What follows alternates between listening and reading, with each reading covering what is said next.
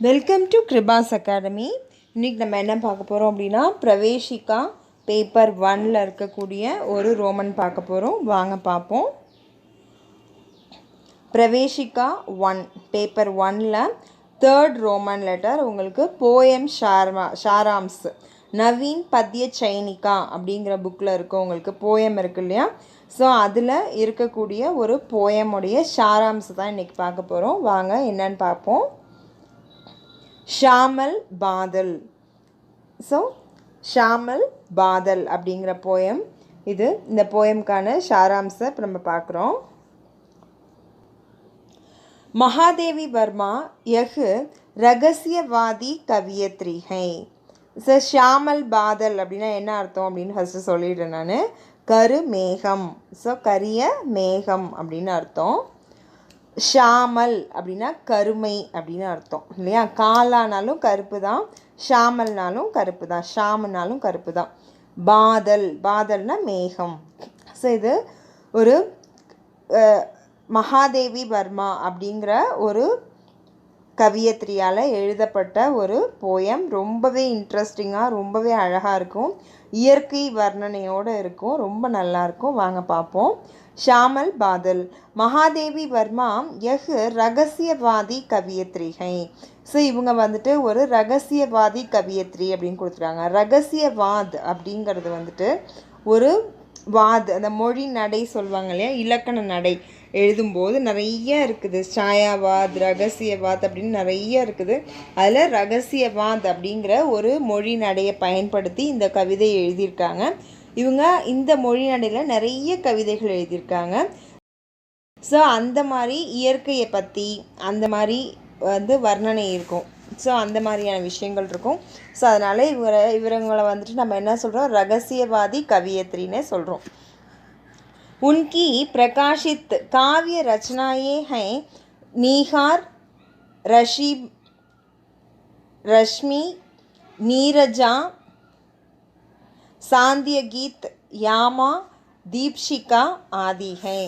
So இவரால் படைக்கப்பட்ட, so இந்த மகாதேவி வர்மாவால் படைக்கப்பட்ட கவிதை படைப்புகளில் வந்துட்டு இதெல்லாம் வந்துட்டு முக்கியத்துவம் வாய்ந்தது. இதெல்லாம் வந்துட்டு ஒரு படைப்பு, அவங்களோட படைப்புகளுடைய பேர் தான். அதெல்லாம் நீங்கள் ஸ்பெல்லிங்கை மட்டும் படிச்சுட்டு நீங்கள் எழுதி பார்த்தா போதும், வேறு ஒன்றும் தேவையில்லை. நீஹார் அப்படிங்கிறது, ரஷ்மி, நீரஜா, சாந்திய கீத், யாமா, அப்புறம் தீப்ஷிகா, ஆதி. ஆதினா என்னது, முதலியவை அப்படின்னு அர்த்தம் இல்லையா. ஸோ இதெல்லாம் அப்படின்னு அர்த்தம். உன்கி சேஷ்ட கவிதாவுமே ஏகுகை ஷாமல் பாதல். அவருடைய மிக சிறந்த கவிதையில் ஒன்று வந்துட்டு என்னது, ஷாமல் பாதல். நமக்கு கொடுத்துருக்க அந்த ஷாமல் பாதல் வந்து இந்த மகாதேவி வர்மா எழுதிய மிகச்சிறந்த கவிதைகளில் ஒன்று. ஸோ அதுதான் நமக்கு வந்துட்டு பாடத்தில் வச்சுருக்காங்க. ஸோ இப்போ நான் இந்த பேரா படிக்கிறேன், என் கூடவே படிங்க. महादेवी वर्मा यह रहस्यवादी कवियत्री हैं. उनकी प्रकाशित काव्य रचनाएं हैं निहार, रश्मि, नीरजा, सांध्य गीत, यामा, दीपशिका आदि हैं. उनकी श्रेष्ठ कविताओं में एक है शामल बादल. सो नेक्स्ट पैरा पापो.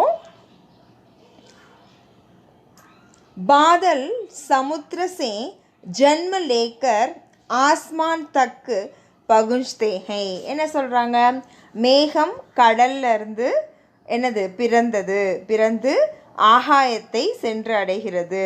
இது சயின்டிஃபிக்காக பார்த்தா நமக்கு தெரியும் இல்லையா, பயாலஜியில் படிச்சிருப்போம். நம்ம என்ன படிச்சிருக்கோம், மேகம் கடலில் இருந்து பிறந்தது அப்படின்னு அர்த்தம். எப்படி வருது மேகம், எப்படி ஃபார்ம் ஆகும், கடலில் இருக்கக்கூடிய தண்ணி எல்லாம் என்ன ஆகும், எவாப்ரேட் ஆகி எங்கே போகுது, மேலே போய் மேகமாக மாறி திரும்ப என்னவா வந்துருச்சு, நமக்கு கீழே வந்துட்டு மழையாக பொழியுது. அதை தான் சொல்லியிருக்காங்க. பாதல் சமுத்திர சே ஜென்ம லேக்கர், சமுத்திரத்தில் கடலில் பிறந்து ஆஸ்மான் தக்க ஆகாயத்துக்கு சென்று அங்கேருந்து என்ன ஆகுது, திரும்ப ஆகாயத்தை சென்று அடைகிறது. தக் பகுஞ்தேகை அவுர் चंद्रमा को सहोदर बनाकर पवन के साथ चलायमान ரகத்தே ஹை. அப்புறம் என்ன பண்ணுதான், அந்த நிலவை வந்துட்டு என்ன பண்ணுதான், சந்திரமா அப்படின்னா நிலவு, அந்த நிலவை வந்துட்டு என்னவா மாற்றிக்குது, சகோதரனாக மாற்றிக்குதான், சகோதரனாக கொண்டு காற்றுடன் மிதந்து கொண்டு இருக்கிறது. ஸோ மேகம் வந்து மேலே எப்படி இருக்குது அப்படிங்கிறதுக்கு தான் உங்களுக்கு வந்துட்டு இவ்வளோ ஒரு வர்ணனை சொல்லியிருக்காங்க அந்த போயமில். பாருங்கள் எவ்வளோ அழகாக இருக்குது இல்லையா. ஸோ புரிஞ்சுக்கணும், நீங்கள் புரிஞ்சுக்கிட்டு படித்தாதான் அது இன்ட்ரெஸ்டிங்காக இருக்கும். ஜஸ்ட் எல்லா வேர்ட்ஸையும் நீங்கள் மனப்பாடம் பண்ணி படிச்சிங்கன்னா, போயமாக இருந்தாலும் சரி, பொயட்ரியாக இருந்தாலும் சரி, ப்ரோஸாக இருந்தாலும் சரி, படித்து புண்ணியமே இல்லை. நமக்கும் ஒரு இன்ட்ரெஸ்டே அதில் கடைசி வரைக்கும் வரவே வராது. ஸோ புரிஞ்சுக்கிட்டு அதில் இருக்கக்கூடிய அந்த அழகை வந்துட்டு நீங்கள் எக்ஸ்பீரியன்ஸ் பண்ணி படிக்கணும், சரியா. ஸோ அதுக்கு தான் நான் லைன் பை லைனாக உங்களுக்கு நடத்திட்டுருக்கேன். ஸோ பாருங்கள், இப்போ ஃபஸ்ட்லேருந்து நான் படிச்சுட்டே வரேன், உங்களுக்கு புரியுதான்னு பாருங்கள். பாதல் சமுத்திர से जन्म लेकर आसमान तक पहुंचते हैं. என்ன சொன்னோம், மேகம் கடலிலிருந்து பிறந்து என்ன ஆகுது, மேகம் கடலிலிருந்து பிறந்து ஆகாயத்தை சென்றடைகிறது. அவ்வளோதான் ஃபர்ஸ்ட் பாயிண்ட். அவர் சந்திரமாக்கோ சகோதர் பனாக்கர். ஸோ மேலே போய் நிலவை வந்து என்னவா வச்சுக்குது, சகோதரனாக வச்சுக்குது மேலே போயிட்டு. பவன் கே சாத், பவன்னா காற்று, காற்றுடன் கலந்து, பவன் கே சாத் சலாயமான் ரகத்தேகை, காற்றோட சேர்ந்து மேகம் வந்துட்டு எப்படி இருக்கும், அப்படியே வந்து நகரும் இல்லையா, நம்ம பார்த்துருப்போம். ஸோ நீங்கள் ட்ராவல் பண்ணாலோ இல்லை சும்மா போய் மேலே உங்கள் மொட்டை மாடியில் நின்று பாருங்கள், மேகம் வந்து அப்படியே ஒரே இடத்துல இருக்காது, காற்றோடு அப்படியே என்ன பண்ணுவோம், மெதுவாக அப்படியே நகர்ந்து நகர்ந்து நகர்ந்து போய்கிட்டே இருக்க மாதிரி இருக்கும். அதுதான் சொல்லியிருக்காங்க. அந்த நிலவை வந்து சகோதரனாக கொண்டு என்ன பண்ணுது, காற்றுடன் மிதந்து கொண்டு இருக்கிறது. சலாய்மான் ரகத்தேகனா மிதந்துக்கிட்டு இருக்கு அப்படின்னு சொல்கிறாங்க, சரியா. நெக்ஸ்ட் பார்ப்போம். இந்திர தனுஷ்கோ வஸ்திர பனாக்கர். இந்திர தனுஷ் அப்படின்னா என்னது, வானவில் இல்லையா. ஸோ அந்த வானவில்லை என்னவா வச்சுக்கிச்சு, வஸ்திர பனாக்கர், ஆடையாக்கி கொண்டு. ஸோ அதோடைய ட்ரெஸ்ஸாக வானவில் எப்படி இருக்கும், ரொம்ப கலர்ஃபுல்லாக இருக்கும் இல்லையா, விஜ்ஜியார் 7 கலர் இருக்கும். ஸோ எவ்வளோ அழகாக இருக்கும் அந்த ட்ரெஸ்ஸு. நம்மளாம் ஒரு கலர் 2 கலரில் தானே போடுறோம். ஸோ மேகம் வந்து என்ன ட்ரெஸ் போட்டிருக்கு, இந்திர தனுஷ். ஸோ வானவில்லை வந்து ட்ரெஸ்ஸாக போட்டுக்கிச்சு, ஆடையாக்கி கொண்டு. கிரணோங்கோ கஹ்னா பனாத்தேகை, சூரியன்லேருந்து வரக்கூடிய கதிர்கள், அந்த கிரணம்னு சூரியனுடைய கதிரை தான் சொல்லியிருக்காங்க. சூரிய கதிர்கள் எப்படி இருக்கும், பளபளன்னு இருக்கும் இல்லையா. ஏர்லி மார்னிங் சன்ரைஸில் பார்த்தீங்கன்னா எப்படி இருக்கும் அந்த சூரிய கதிர், கோல்டன் கலரில் இருக்கும் இல்லையா, பளபளன்னு இருக்கும், தங்கம் அப்படியே ஜொலிக்கிற மாதிரி இருக்கும் இல்லையா. ஸோ அந்த கதிர்களை என்னவா மாற்றிக்கிச்சு, கஹனா பனாத்தேகை. கஹனானா ஆபரணம், நகைகளாக போட்டுக்கொண்டது. பாருங்கள் எவ்வளோ அழகாக இருக்குல்ல. ஸோ அந்த கற்பனை பாருங்கள். ஸோ அதுதான் வந்து அந்த கவிஞருடைய அந்த திறமையே வந்து அதுதான். ஸோ அப்போ இந்திரதனுஷை என்ன பண்ணிருச்சு, இந்திரதனுஷ் வானவில்லை ஆடையாக்கி கொண்டு சூரியனிலிருந்து வரக்கூடிய அந்த கதிர்களை வந்துட்டு என்னவாக்கிக்கிச்சு, ஆபரணம் ஜுவல்ஸாக போட்டுக்கிட்டு और आंखों में आसंख्या के सपनों को लेकर फिरते हैं. என்ன பண்ணுதான், தன்னுடைய கண்களில் எண்ணிலடங்கா கனவுகளை சுமந்து சுற்றி திரிகிறது. ஃபிர்தேகைனா என்னது, சுற்றி திரிகிறது. மேகம் ஒரே இடத்துல இருக்காது, எண்ணிலடங்கா, ஆசங்கியான்னு சொல்லிட்டாங்க. ஆசங்கியானா கவுண்ட்லெஸ். ஸோ அவ்வளோ கனவுகள் இருக்கா அந்த மேகத்துக்கு. ஸோ அந்த கனவுகளோடு என்ன பண்ணுது, அது சுற்றி திரிகிறது, அங்கே இங்கே நவுந்துக்கிட்டே இருக்குது, ஒரே இடத்துல இல்லை. அதோட கண்களில் ஏகப்பட்ட கனவுகள் இருக்குது, கனவுகளோட சுற்றி திரிந்து கொண்டு இருக்கிறது. ஸோ நான் ஃபஸ்ட்லேருந்து படிக்கிறேன், என் கூடவே படிங்க. பாதல்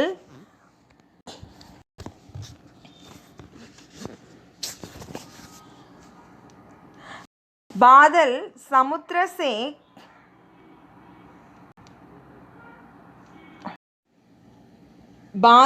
समुद्र से जन्म लेकर आसमान तक पहुँचते हैं और चंद्रमा को सहोदर बनाकर पवन के साथ चलायमान रखते हैं. इंद्रधनुष को वस्त्र बनाकर किरणों को गहना बनाते हैं और आँखों में आसंख्या के सपनों को लेकर फिरते हैं. ஸோ நெக்ஸ்ட் பார்ப்போம். तरुणामय भूमि को अपनी वर्षा रूपी करुणा तृप्त करते हैं. ஸோ இப்படிப்பட்ட என்னது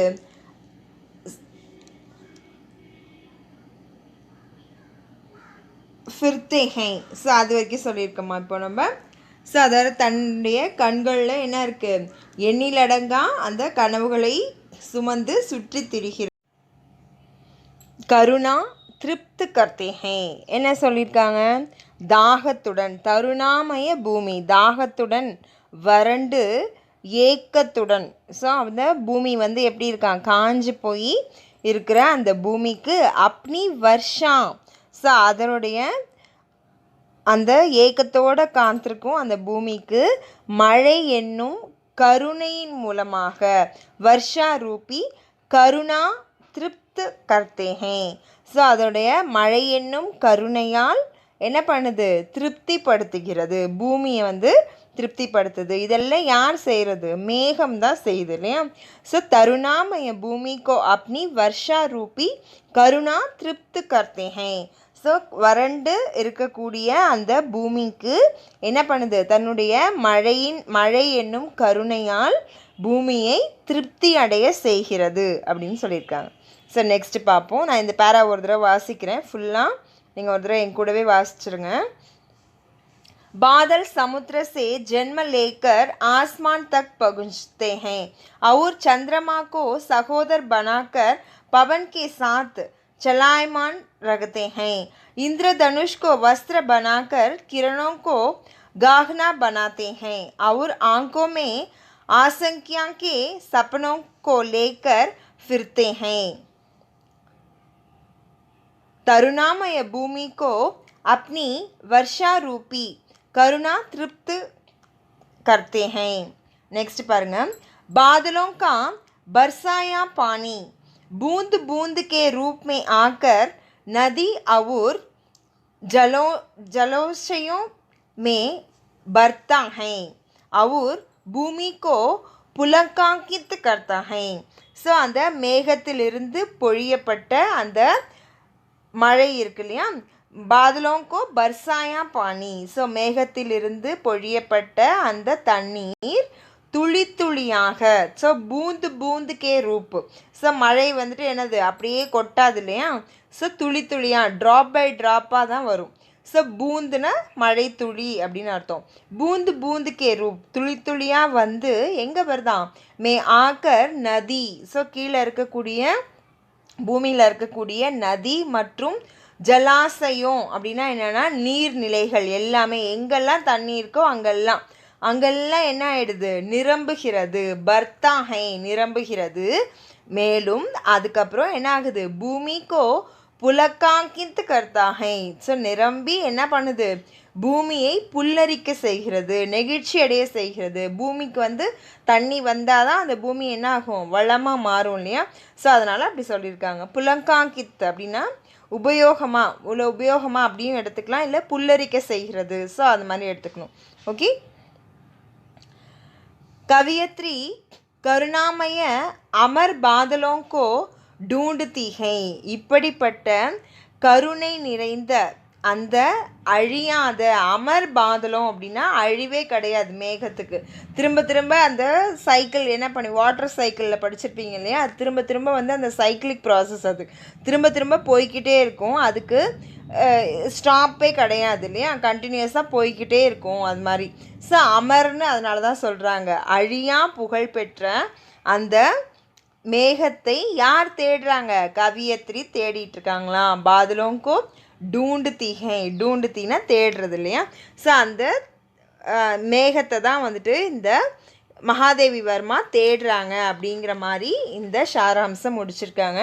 ரொம்பவே அழகான சாராம்ஸ். நீங்கள் புரிஞ்சுக்கிட்டு அர்த்தம் தெரிஞ்சு நீங்கள் படிச்சிங்கன்னா அந்த போயமுடைய அந்த சுவை வந்துட்டு உங்களுக்கு நல்லாவே புரியும். ஸோ நல்லா படிங்க. நிறைய திரும்ப ரீப்ளே பண்ணி பண்ணி படிச்சிங்கன்னா ஈஸியாக படிச்சிடலாம். நான் ஒரே ஒரு தடவை உங்களுக்கு வாசிக்கிறேன், என் கூடவே நீங்கள் வாசிச்சிருங்க. ஸோ எந்த ஸ்பெல்லிங் எந்த ஒரு ப்ரொனவுன்சியேஷன்லேயும் உங்களுக்கு எந்த டவுட்டுமே வரக்கூடாது அப்படிங்கிறதுக்காக தான் நான் இவ்வளோ கிளியராக சொல்கிறேன். ஸோ வாங்க பார்ப்போம்.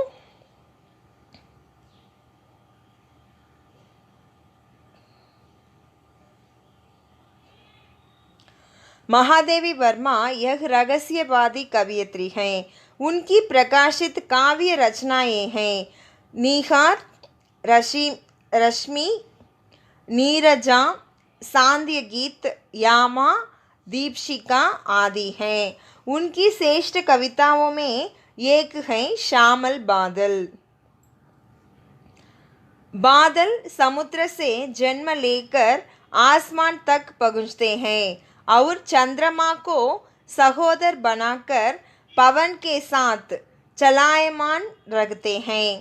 इंद्रधनुष को वस्त्र बनाकर किरणों को गहना बनाते हैं और आंखों में आशंका के सपनों को लेकर फिरते हैं। तरुणामय भूमि को अपनी वर्षा रूपी करुणा तृप्त करते हैं। बादलों का बरसाया पानी बूंद बूंद के रूप में आकर नदी और जलाशयों में बरता है और भूमि को पुलकांकित करता है। कवियत्री करुणामय अमर बादलों को ढूंढती हैं. ஸோ அவ்வளோதான், நம்ம படித்தாச்சு, ஒரு ஷாராம்ஸ் படித்தாச்சு. So thank you. கிருபாஸ் அகாடமியை லைக் பண்ணுங்கள், ஷேர் பண்ணுங்கள், சப்ஸ்கிரைப் பண்ணுங்கள். ஸோ உங்கள் கமெண்ட்ஸ் எதுவாக இருந்தாலும் எனக்கு கண்டிப்பாக என்னுடைய கமெண்ட் செக்ஷனில் சொல்லுங்கள். உங்கள் டவுட்ஸ் எதாக இருந்தாலும் சொல்லுங்கள், கண்டிப்பாக நான் அதை கிளியர் பண்ணுறேன்.